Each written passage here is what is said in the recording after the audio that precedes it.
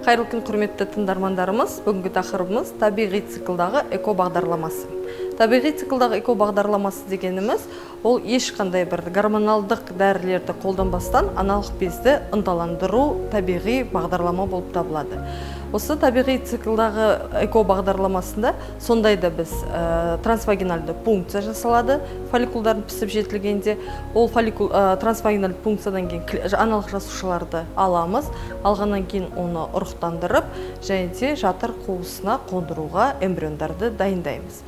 Табиғи циклдағы эко бағдарламасының артықшылықтарына тоқталатын болсақ, біріншісі аналық бездерін ынталандыру үшін ешқандай да бір гормоналдық препараттардың қолданбау мүмкіндігіміз біздің.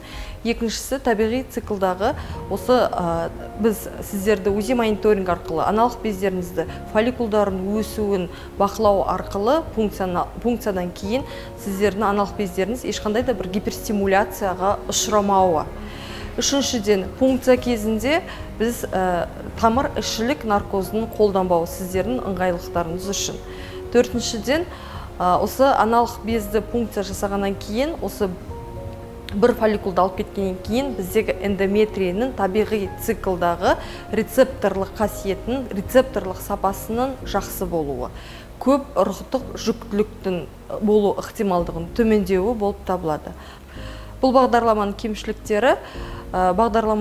кемшіліктеріне тоқталатын болсақ, бағдарламаның мүмкіндігінің төменділігі, және де бір ғана циклда бір ғана аналық жасуша, төмен сапалы аналық жасушаны алып қалу мүмкіндігі, пункцияға жетпей фолликулдардың овуляцияға ұшырап кету мүмкіндігі, және де осы бағдарламада біздің қандай да бір эмбриондардың арасында таңдау жүргізе алмау жағдайымыз. Бір ғана аналық жасушасы болды, бір ғана эмбрион алдық, бірақ эмбрионның сапасының төмендігі. Кімге бұл табиғи циклдағы эко бағдарламасы көрсетілген? Ол жас ерекшелігіне байланысты өзінің авариалдық резервтері төмендеген қыз-келіншектерге арналған.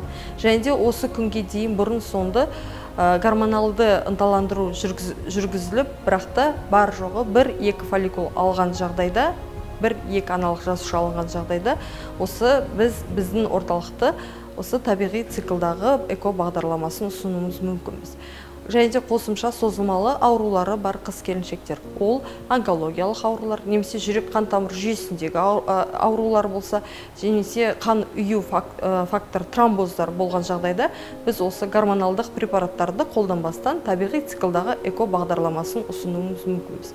Барлық дүние жүзінде табиғи циклдағы эко бағдарламасы мүмкіндігі 10-15% жағдайда. Бұл табиғи циклдағы эко бағдарламасы сіздердің тек қана аналық жасушаларын айдан айға жинау ғана емес, біз тағы да осы табиғи циклдағы эко бағдарламасын жүргізу арқылы эмбриондар санын көбейтіп жинауымызға мүмкіндік береді. Естеріңізге сала кететін жағдай, табиғи циклдағы эко бағдарламасы біздің орталықта қазіргі 20% жеңілдікпен жүргізіліп жатыр. Және де өздеріңізге осы бағдарлама дұрыс деп тапсаңыздар, бізге кеңесімізге келсеңіздер болады. Тыңдағандарыңызға рахмет. Баршаларыңызға әрбір үйге бақытты, сәбилі болуға тілектеспін. ИРМ-мен бірге армандарыңыз орындалсын.